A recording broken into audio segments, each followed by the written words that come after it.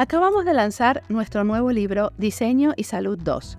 Es una nueva selección de entrevistas del podcast. En ellas, profesionales de distintas partes del mundo cuentan su trabajo vinculado al sistema sanitario a través de proyectos realizados en conjunto con gobiernos, empresas, universidades y organizaciones no gubernamentales. Las conversaciones dan a conocer proyectos innovadores, las metodologías utilizadas para implementarlos y también profundas reflexiones sobre la disciplina que nos permiten entender cómo se construye una relación colaborativa entre dos ámbitos, el diseño y la salud, que en principio podrían aparecer ajenos uno con respecto al otro. El libro se puede bajar de manera gratuita desde nuestra página web. Este es el 8º episodio de la serie Futuros. En el año 2022 hice una serie que llamamos Diseño y Futuros con Domenico Di Siena. Este año también hice una serie sobre el futuro del sector público en inglés con Anni Leppänen. A esa serie la llamamos Futures. Y ahora publico esta serie sobre cómo pensar el futuro desde el diseño. Todos los episodios en relación al futuro los encuentran como parte de la serie Diseño y Futuros en la sección de las series de nuestra página web. Esta es una serie de 10 episodios con gente que trabaja o viene de Colombia, Argentina, México, Finlandia, Australia, Estados Unidos, España, Perú y Brasil. Hay muchas maneras de pensar el futuro desde diferentes diseños y geografías. Espero que el tema los motive a todos tanto como me motiva a mí. Andrés Valencia es un diseñador estratégico mexicano que trabaja con futuros. En esta entrevista nos cuenta sobre un proyecto de economía de los sueños, sobre un evento global para democratizar el pensar en futuros, la ley de industrias creativas y también hablamos de un futuro sustentable. Mi nombre es Mariana Salgado, esto es Diseño y Diáspora.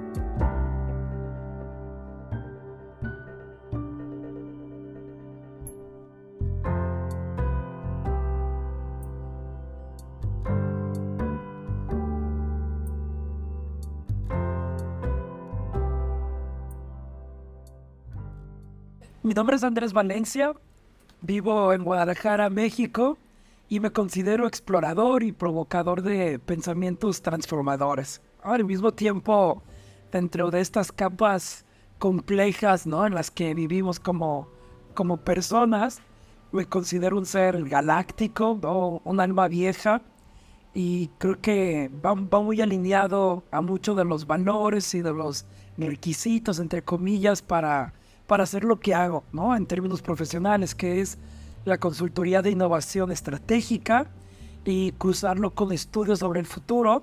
Y entonces en esa incertidumbre ayudar a que las organizaciones y sus líderes pues naveguen ante lo incierto y lo frágil, y seguramente cosas que ya iremos platicando más adelante. ¿Y qué estudiaste?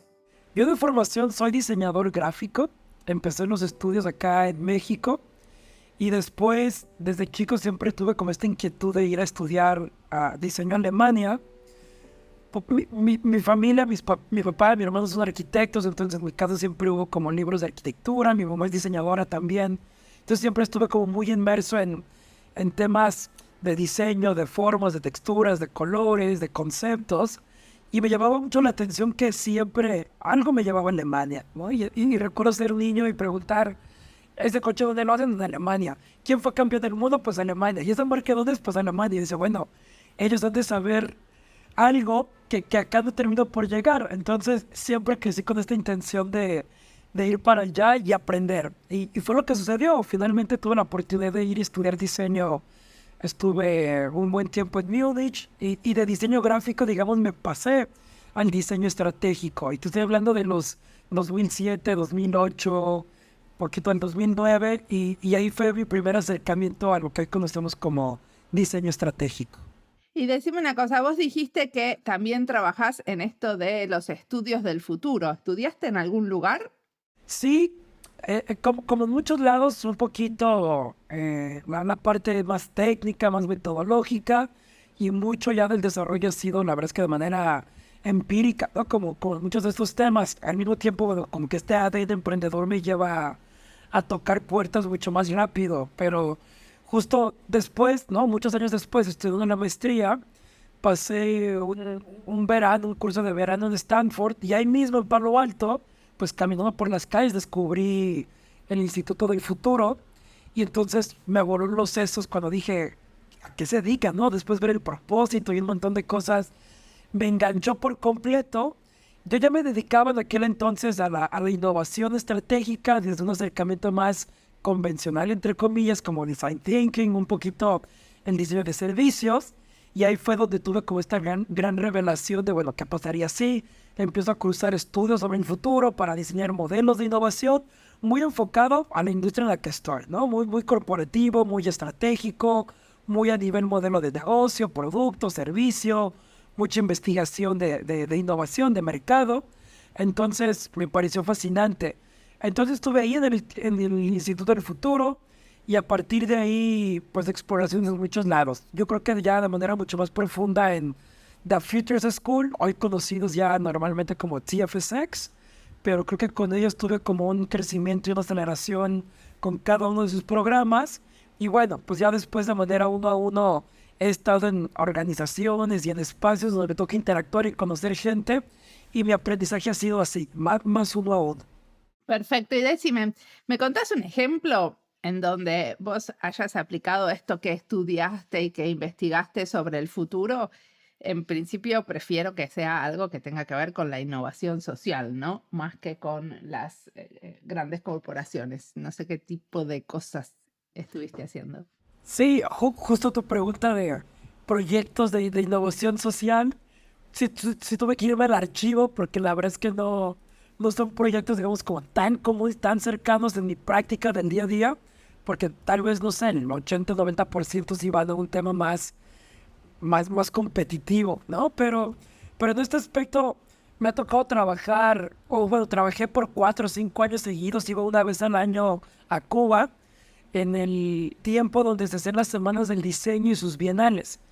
Creo que lo conoces porque de repente me tocó escuchar en su momento a mi querida Gise, ¿no? Que es la jefa de la Oficina Nacional de Diseño, y bueno, muchos colegas de alrededor que tenemos en común.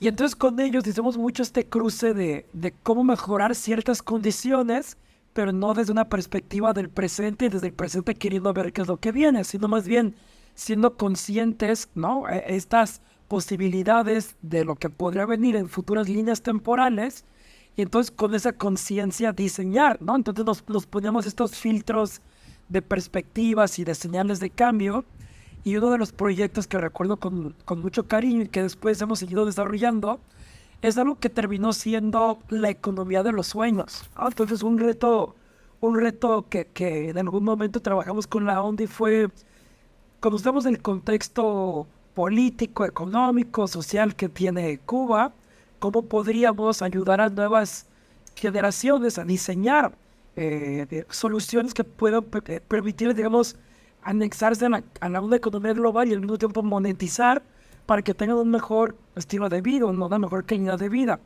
Y entonces, dentro de las 1000 exploraciones, encontramos un par de tecnologías que en aquel momento eran súper emergentes. Te estoy hablando ahora del 2017-18. Y son dos tecnologías. Una es, puedes saber qué es lo que estás sintiendo en un estado de meditación, entiéndase también como de sueño.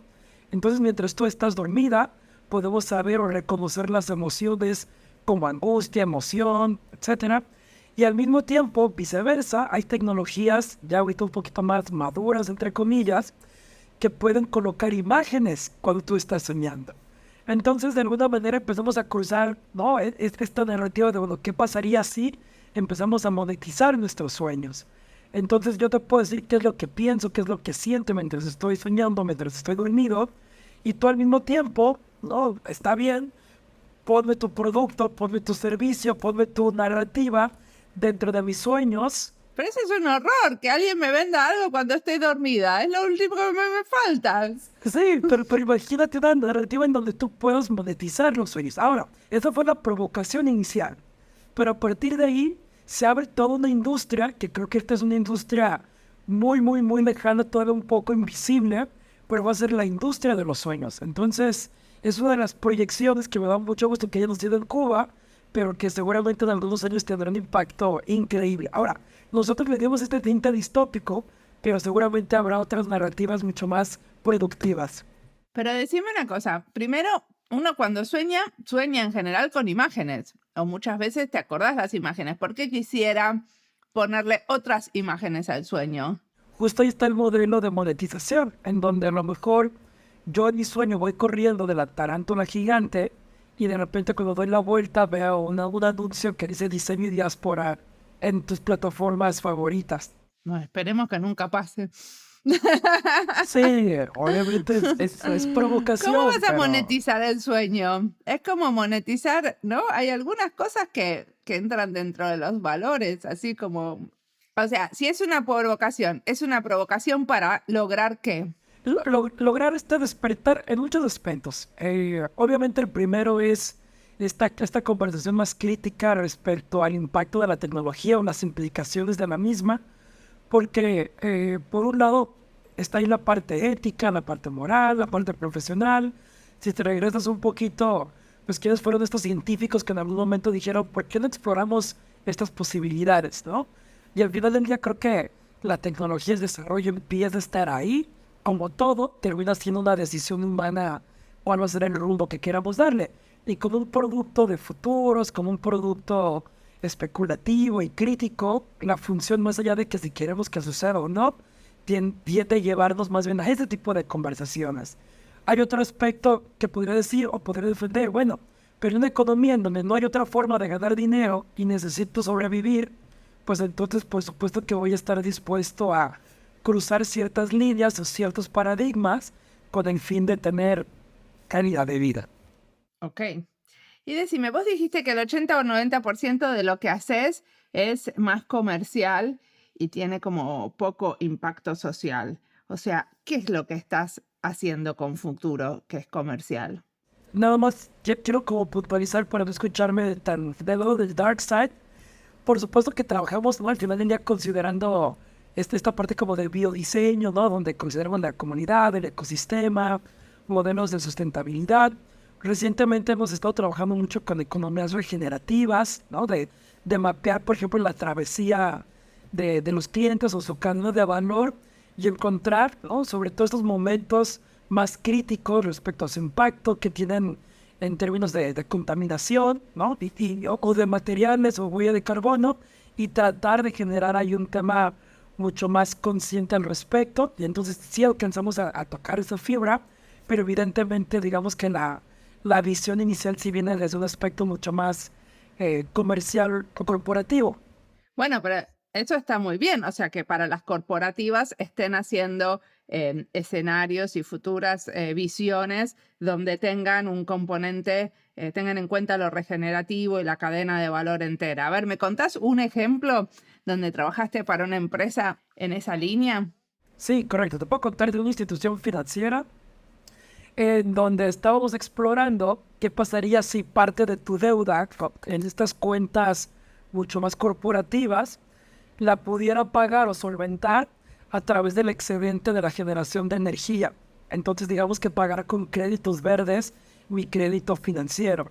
Entonces creamos este modelo en donde yo tengo, ¿no?, generación de energías renovables, donde evidentemente todavía al menos en México es ilegal la conservación de esa energía que tú generas. Entonces la tienes que regresar al sistema, y el sistema hace después un corte y una evaluación dentro de lo que tú me mandaste contra lo que gastaste. Tienes un excedente positivo, negativo, etc.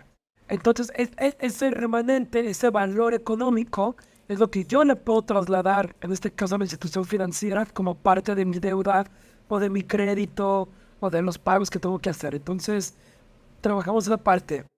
Tenemos estos escenarios que tienen un sustento estratégico, por supuesto, y al final del día se suman al portafolio de iniciativas.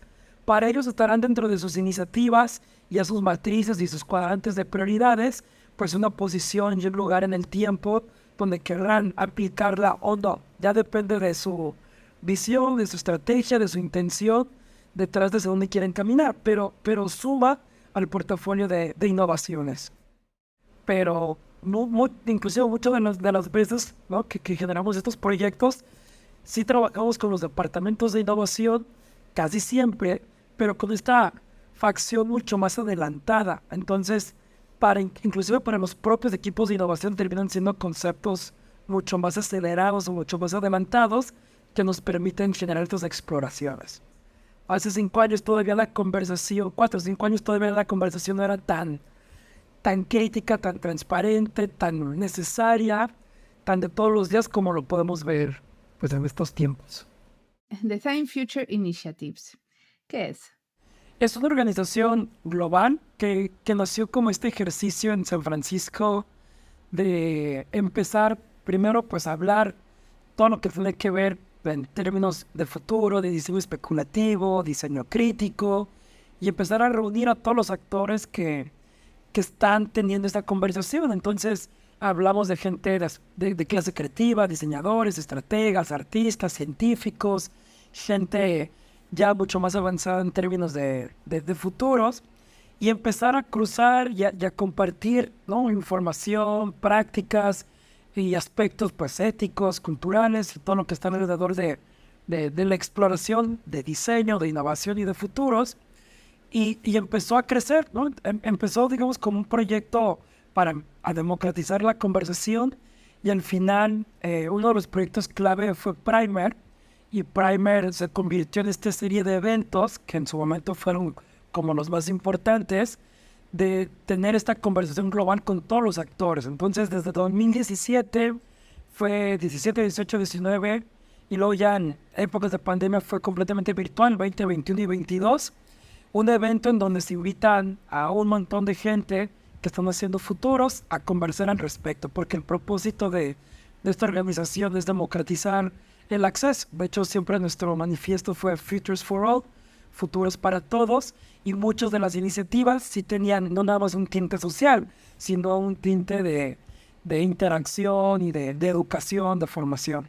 ¿Y ahora lo siguen haciendo, este evento? Ya no. A mí me tocó liderar el último evento, que fue Primer 2022, y a partir del 2022 hubo un cambio en mesa directiva, y entonces han tardado bastante como en volver a retomar toda la inercia que se tenía. Entonces ya no se ha hecho ningún evento. La comunidad está un poquito incipiente porque evidentemente se perdió mucha energía, pero llegamos a estar en 50 países y en más de 80 ciudades en el mundo cuando empezó en San Francisco. O sea, como que la idea era que era un evento online, pero la gente se reunía para participar en su propia ciudad. Sí, correcto. Entonces fusionábamos dos proyectos. Uno que era Primer, este evento, esta conferencia una vez al año, y después la parte de la comunidad, que lo trabajábamos a través de capítulos. Entonces cada ciudad podía tener su capítulo, su chapter, y en algún momento yo estuve encargado de toda Latinoamérica. Guadalajara era la única ciudad que tenía chapter, y en el lapso de posiblemente año y medio logramos más o menos unas 12, 14 ciudades. Ok, ¿y qué tipo de cosas se discutían ahí? Todas las ciudades tenían como libertad de discutir digamos que lo que tú quieres o lo que era relevante para tu región. Nosotros, por ejemplo, en Guadalajara hicimos una alianza con el gobierno de la ciudad en aquel entonces, y teníamos muy claro cuáles eran los 4 o los 5 temas claves para el gobierno en cuestión. Entonces nos pueden decir, bueno, el gobierno de la ciudad está preocupado en la educación, está preocupada en la pérdida de nuestra identidad cultural, estamos preocupados que no estamos entendiendo el tema de una economía mucho más sustentable o regenerativa. Temas así. Entonces, nosotros cada vez que hacemos estos meetups o estas reuniones o estas conferencias muy locales, el tema era futuros más aspectos culturales o identidad cultural, por ejemplo. Entonces, era relevante para la ciudad, era relevante para una gran parte de la población y relevante para nosotros como una exploración de vamos aprendiendo. Y a veces era tipo panel, a veces era tipo conferencia, y al final teníamos una dinámica muy interesante donde poníamos un framework de futuros y le dábamos un par de provocaciones y de conceptos a las personas, y al final de cada evento las personas generaban un escenario desde su perspectiva, sin meternos en temas técnicos y teóricos, simplemente con lo que acabas de aprender con este curso de información y esta estructura narrativa. ¿Qué visualizas? ¿Qué aprendes? ¿Cómo te sientes? O sea que lo dibujaban también, o sea, lo narraban y lo dibujaban. Totalmente. Y al final del ejercicio, por ejemplo, ese año que tuvimos 5 eventos en colaboración con el gobierno de la ciudad, terminamos más o menos con 200 escenarios. Entonces, al final después teníamos esta información que decía, tenemos 200 escenarios de cómo la gente visualiza la ciudad. Y era muy interesante. ¿Y qué hicieron con esos escenarios? ¿Los expusieron? ¿Los presentaron a la ciudad? ¿Qué pasó? Sí, se hizo como una divulgación más digital en los escenarios. Creo que por ahí el link todavía está. Lo voy a buscar y si lo encuentro te lo comparto para que sea como parte aquí de la memoria.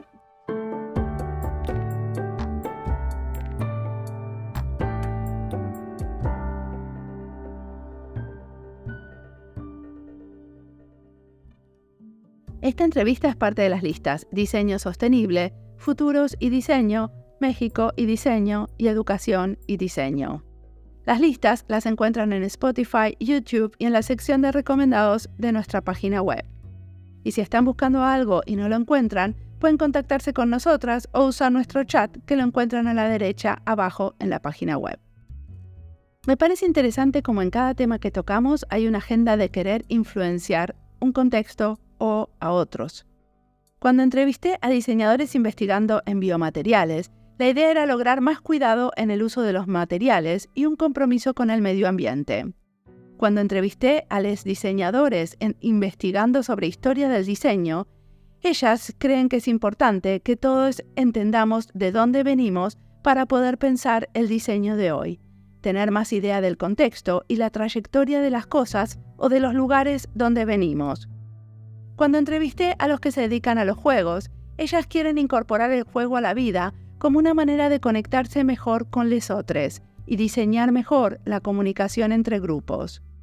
Ahora, entrevistando a los que trabajan con el tema de futuros, parte de la agenda recurrente es ver cómo el futuro se piensa entre un grupo abierto e inclusivo de gente. Democratizar los futuros, como dice Andrés, es algo que sale en esta entrevista, pero se repite en varias más. Sigamos escuchándolo, que tiene mucho más para contarnos.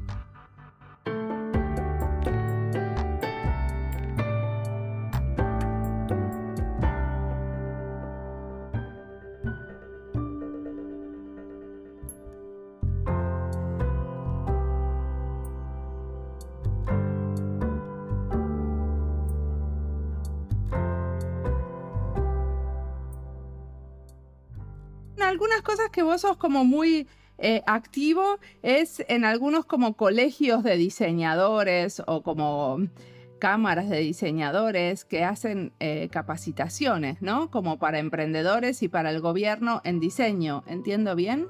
Sí, es una parte de mucho, digamos, de querer aportar, ¿no? Y de querer sumar desde mi trinchera.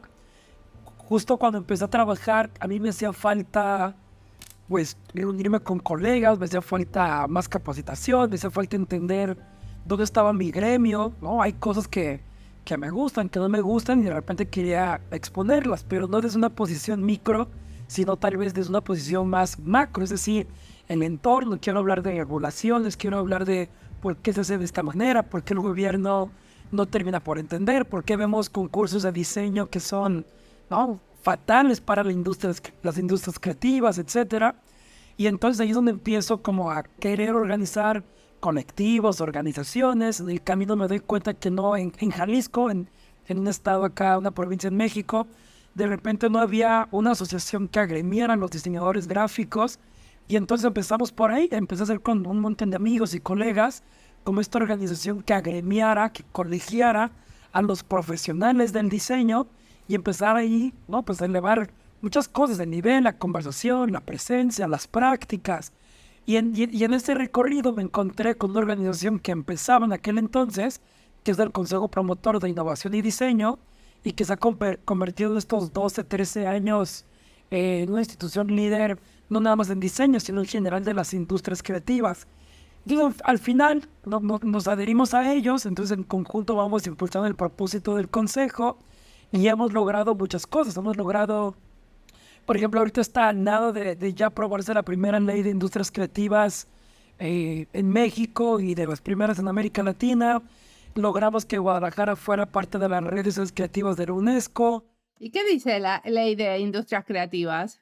Muy a grosso modo, tratamos de estandarizar la narrativa para que el gobierno, desde su perspectiva, entienda perfectamente lo que es una economía global, lo que es una economía creativa, lo que es una economía basada en intelecto, en propiedad intelectual, y entonces empezar a estandarizar estas conversaciones y muy importante, empezar a diferenciarnos de las industrias culturales. Entonces, muchos de los apoyos, por ejemplo, que existían o que existen en el gobierno, tienden a estar desde la parte cultural. Entonces, tú lees convocatorias como se convoca a artesanos, artistas, diseñadores y creativos a que presenten sus iniciativas para recibir un fondo y los ejecuten. Entonces, de repente, nos toca participar con aspectos mucho más culturales cuando nuestro enfoque es completamente distinto. Entonces, uno de los grandes logros que ya tenemos es que sacamos a las industrias creativas de cultura y las pusimos en economía.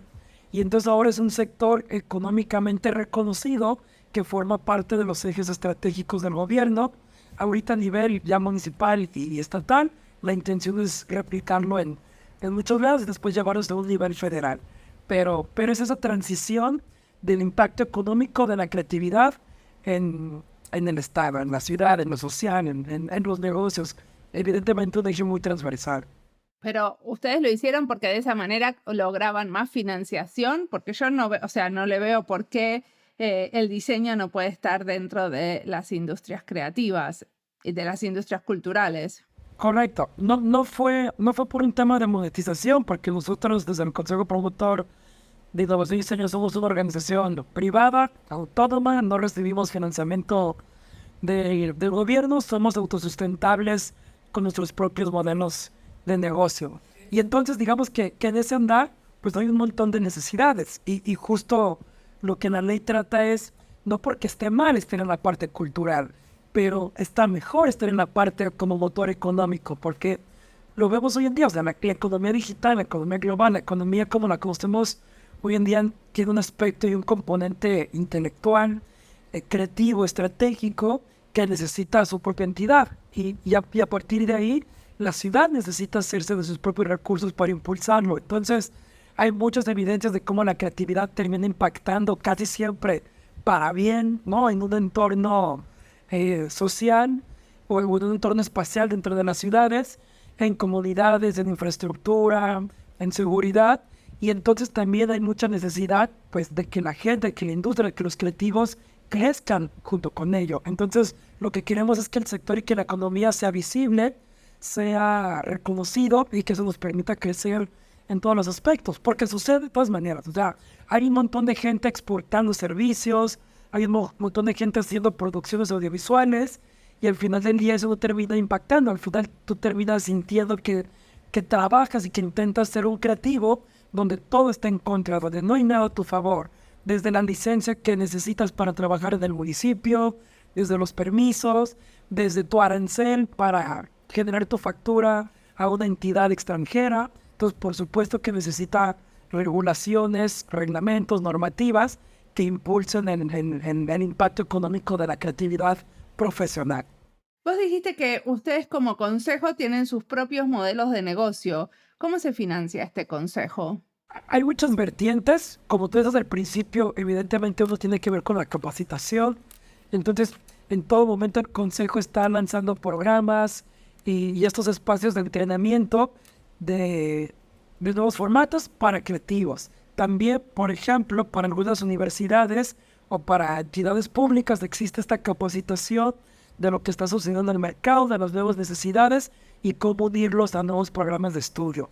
También desarrollamos nuestros propios estudios, nuestros propios modelos, mapeos de industrias creativas y de repente ese es un producto que podemos monetizar con otros interesados. Entonces, son el tipo de ejemplos o de proyectos y muchas veces como entidad consultora, como think tank, para iniciativas con el gobierno del estado y con el gobierno de la ciudad y de muchos otros estados en México, inclusive también en Latinoamérica, trabajamos proyectos así.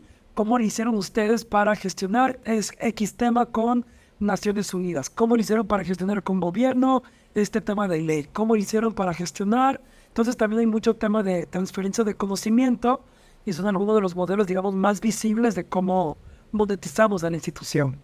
Perfecto. Y si me querés recomendar qué leer, escuchar, mirar en relación a temas del futuro, ¿qué me recomendarías?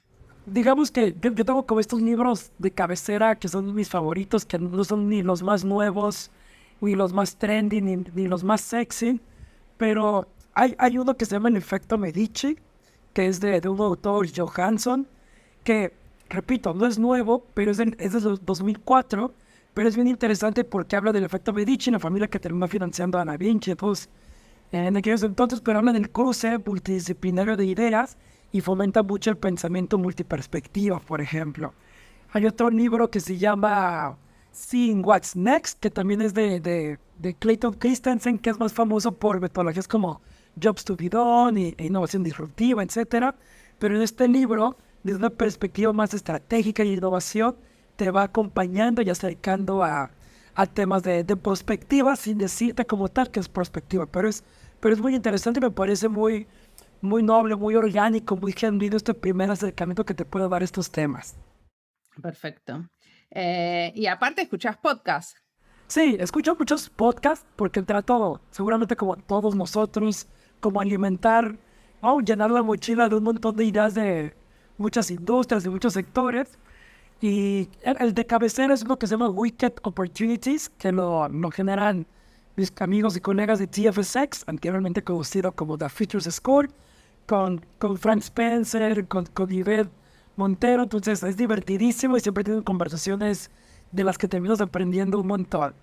Y otros podcasts, por ejemplo, que no tienen nada que ver con futuros, pero que me gusta el curso de información, es uno que recientemente me recomendó un amigo, que es una conversación, se llama Renegades, Born in the USA, y es una conversación entre Barack Obama y Bruce Springsteen. Entonces hablan cómo cada quien de su perspectiva, uno en un contexto mucho más complejo que otro, ¿no? Uno de afroamericano y el otro con un privilegio de ser hombre blanco en una posición, digamos... ¿Pero es un episodio o son varios? Es una temporada, son como 8 episodios.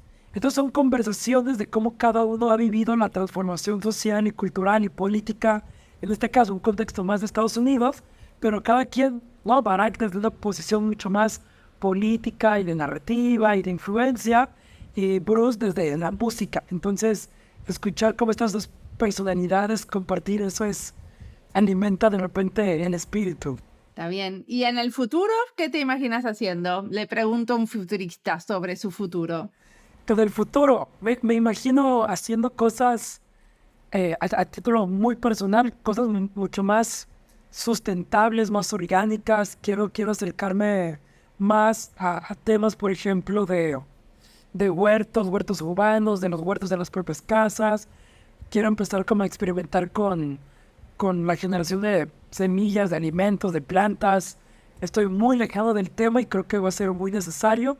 No quiero sonar distópico, pero en el futuro un jitomate que no coseches tú, tal vez es un jitomate que no te puedas comer. Entonces quiero anticiparme y quiero formarme mucho más en esos temas mucho más verdes, más sustentables. Cuando empezamos dijiste que eras un alma vieja. ¿Por qué sos un alma vieja? Me considero un alma vieja porque la manera, ¿no?, en la que me toca tener estas interacciones en el ecosistema, de repente hay cosas con las que conecto más que tienen que ver con los 60s y los 70s, desde la música, desde el arte, desde muchos de mis amigos, y con todo respeto para ellos los digo, pero muchos de mis amigos terminan siendo personas mucho más mayores que yo. Entonces, digamos que mi hábitat natural tiene que ver con la generación que sigue, ¿no?, posterior a la mía. Y entonces un chiste local es que posiblemente recuerdo más de mis vidas pasadas que de la actual. Y por eso trato de acercarme a partir de ese concepto como un alma vieja. Y a la vez te dedicas a los futuros. Sí, totalmente. Pero es parte de lo que alimenta el motor, ¿no? Saber de dónde venimos, dónde hemos estado y a partir de ahí replantear un montón de situaciones. Muchísimas gracias, ahora sí, por la entrevista.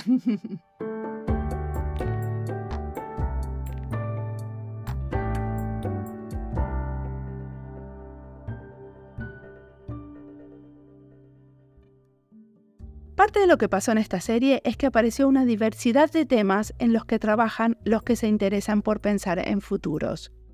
Andrés trabaja en política pública dedicada a las industrias creativas y en educación. En el episodio anterior, Javier nos contaba cómo asesoraban a gobiernos en temas de futuros para que sean más transparentes y menos corruptos. Claudia, en otro episodio, nos contaba cómo se trabaja desde la Organización de las Naciones Unidas en proyectos de cooperación internacional con perspectivas de futuro. Y Lana nos contó cómo hacer este trabajo enfocado en las ciudades y en la ocupación de nuevos espacios comunales. Alejandro nos contó del desarrollo de un auto autónomo como una manera de provocar nuevas visiones de futuro. Harold habla del futuro del entretenimiento desde un canal de televisión y su laboratorio de futuros. Manuel y Miguel incluían en sus visiones de futuro la voz del agua, haciendo un chat que participa en procesos de diseño para defender los derechos del agua. Todos contextos bien diferentes. Y con colaboradores que van desde funcionarios públicos a lo más que humano, con la idea de incluir a la naturaleza en pensar los escenarios futuros. Si pensamos en futuros inclusivos, ¿por qué solo las personas tienen que ser invitadas a diseñarlos? Y diseñar mecanismos y métodos para que esas otras entidades o esas personas que tendemos a dejar afuera puedan participar es un buen desafío de diseño. También tuvimos una variedad de gente de diferentes países y diferentes tipos de aproximaciones, pero siempre podemos haber dejado algunos afuera, cuya perspectiva es súper interesante escuchar. Si conocen gente trabajando en temas de futuros que les parece que tendríamos que entrevistar, siempre se pueden comunicar con nosotros y contarnos. Ahora estamos de a poco llegando al fin de esta serie, pero como sabemos, el tema de futuros es recurrente en nuestro podcast. Como siempre, la música del podcast es de Antonio Zimmerman, el diseño de sonido es de Julián Pereira. Este podcast está publicado con licencia creativa común con atribuciones. Esto fue Diseño y Diáspora. Pueden seguirnos en nuestras redes sociales en YouTube, Instagram, LinkedIn y X o Twitter, o visitar nuestra página web diseñoydiaspora.org. No olviden recomendarnos y recomendar nuestros libros. Nos escuchamos en la próxima.